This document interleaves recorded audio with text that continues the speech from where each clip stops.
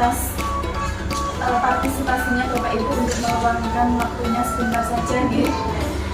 Ini dalam rangka saya ingin berbagi mengenai ilmu yang saya dapatkan selama sebulan ini dalam program pendidikan guru penggerak yang saya ikuti.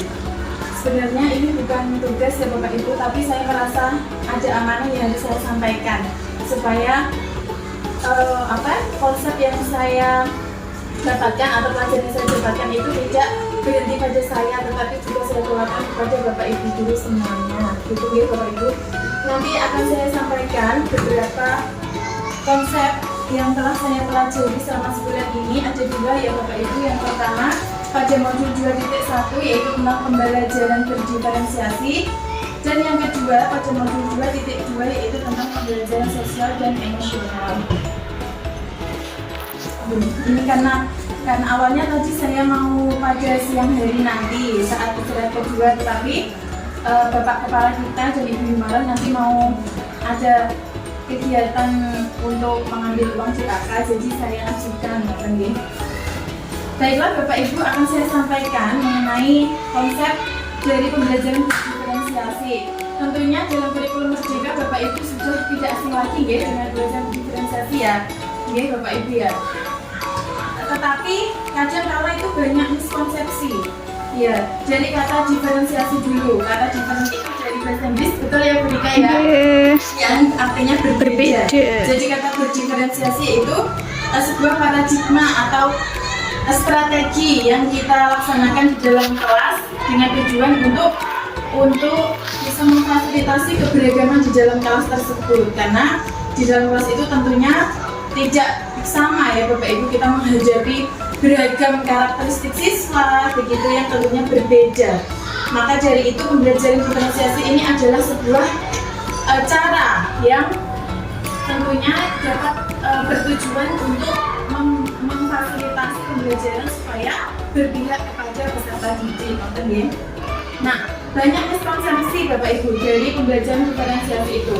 Kadang-kala kalau kita memberikan tugas itu kan itu ya Bapak Ibu ya, kalau ada anak yang cepat selesai, ada yang belum selesai, nah kadang yang kita beri tugas itu kita tambahin lagi kepada anak yang sudah selesai supaya untuk mengkondisikan kelas biar mereka tidak ramai. Kadang-kala kita menyebutnya itu berdiferensiasi, padahal bukan. Nah, kemudian lalu gimana Bu berdiferensiasi? Apa kita harus menyediakan perangkat pembelajaran untuk 22 siswa di dalam kelas yang berbeda?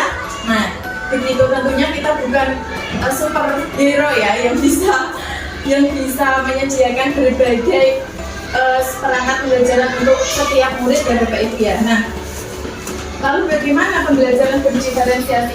Memetakan kebutuhan belajar peserta didik ini mencakup 3 hal Bapak Ibu ya. Yang pertama yaitu kesiapan belajar atau readiness. Nah, kita harus menganalisis kesiapan belajar siswa, sampai mana pengetahuan mereka kita kaitkan dengan materi yang akan kita sampaikan, kita kaitkan dengan pengetahuan yang sudah anak kita miliki. Kemudian yang kedua adalah profil minat belajar siswa. Jadi apakah tugas yang kita berikan itu sesuai dengan minat siswa kita atau tidak, itu harus kita petakan. Kemudian yang ketiga adalah profil belajar siswa. Ini mencakup gaya belajar siswa. Tentunya kita sudah paham sekali ada berapa gaya belajar Bapak Ibu? 3 ya, yaitu gaya belajar visual, auditory, dan kinestetik. Nah, itu kita petakan, sesuaikan. Mungkin ya Bapak Ibu. Yang awal, bagaimana cara kita memetakan kebutuhan belajar ini? Kita biasanya melakukan asesmen diagnostik atau asesmen awal untuk mengetahui kesukaan siswa, kemudian apa yang mereka ketahui sebelumnya tentang pembelajaran yang akan kita sampaikan, dan juga gaya belajarnya itu bisa kita ketahui menggunakan asesmen diagnostik. Kemudian bisa juga kita berkonsultasi dengan orang tua, kemudian bisa membaca rapor peserta didik sebelumnya. Nah, itu aja beragam cara untuk memetakan kebutuhan belajar siswa ya Bapak Ibu ya. Ya, kita kadang-kadang kita ada miskonsepsi juga di sini. Misalnya kita anak ini membuat proyek apa. Anak ini membuat proyek apa kelompok ini. Sebenarnya tidak begitu ya Bapak Ibu ya. Misalnya dalam suatu tema kita bisa memberikan tugas kepada murid kita satu tugas, tapi bisa mereka buat dengan kelompok itu berbeda. Misalnya kita minta untuk membuat laporan.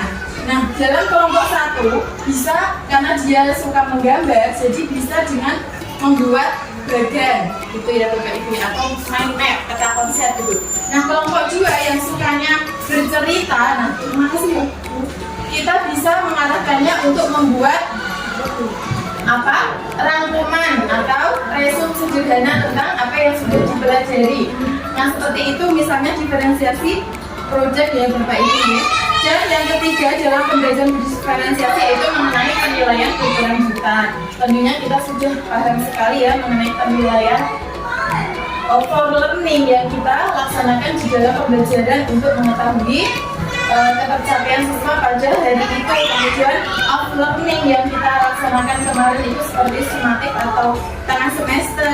Kemudian penilaian as learning atau penilaian untuk mengukur peserta didik itu sendiri Bapak Ibu ya. Nah, itu adalah beberapa konsep mengenai pembelajaran berdiferensiasi. Saya sampaikan sedikit saja ya Bapak Ibu. Selanjutnya yang kedua mengenai pembelajaran sosial dan emosional atau PSE. Nah, ini yang baru menurut saya Bapak Ibu ya. Mungkin Bapak Ibu sudah pernah mempelajarinya, tapi menurut saya ini hal baru yang saya pelajari pada pendidikan guru penggerak ini, yaitu pembelajaran sosial dan emosional. Ternyata Bapak Ibu ya, kalau saya mikirnya dulu sosial emosional seperti saya mendidik anak saya sosial dan emosional tidak bisa di dalam pembelajaran. Saya kira itu tidak atau dipelajari anak dengan hal-hal atau praktek gitu ya Bapak Ibu ya. Tapi ternyata sosial emosional ini bisa kita terapkan dalam pembelajaran Bapak Ibu ya. Nah, kenapa kok penting pembelajaran sosial emosional ini? Kenapa kok penting? Karena kita lihat dalam negara Indonesia ini ya Bapak Ibu, banyak sekali kasus-kasus kriminal ya. Misalnya anak sekarang ini generasi Z ini tidak seperti dulu ya, mentalnya itu lemah sekali. Misalnya banyak yang bunuh diri, terjadi tawuran, pernikahan dini. Kemarin kayak di sekolah itu juga anak SMA ya Bu Ana ya. Nah, itu adalah bagaimana kita sebagai pendidik itu menerapkan sosial emosional ini dalam pembelajaran.